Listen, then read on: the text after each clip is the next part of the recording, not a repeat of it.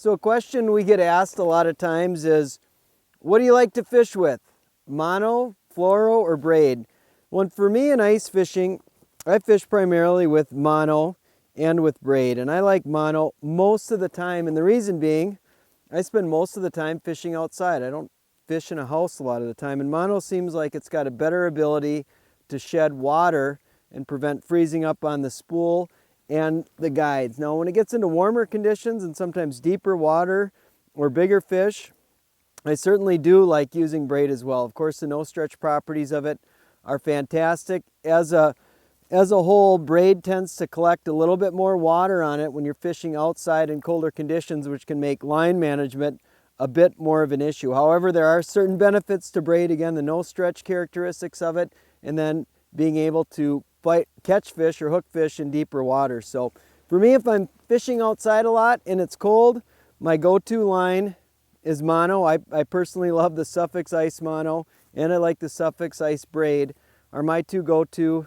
lines for ice fishing. But outside, cold weather, mono's my choice. A little bit of, there he is.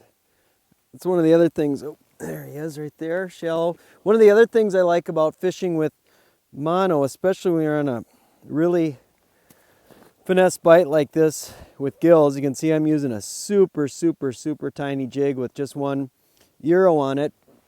And I'm not fishing with a spring bobber just because I forgot my rod with the spring bobber, but mono usually has enough memory in it too. So instead of a spring bobber, what I'm looking at with those real subtle bites and those light jigs, when the fish gets close on the sonar in a tough bite and I can see that the fish and the jig have merged into one line, I take my focus from the sonar and put it right on to the mono, and you'll see the fish adjust the memory in the line. You'll see it either tighten up or loosen up slightly, and that's what I'm using as a strike indicator, because the bites often are so light that you can't feel them even in shallow water. So many times the ticket is just being able to detect those light bites, and if you don't have a spring bobber, monofilament usually lets you see the bites with just when they're so subtle with just the memory in the line.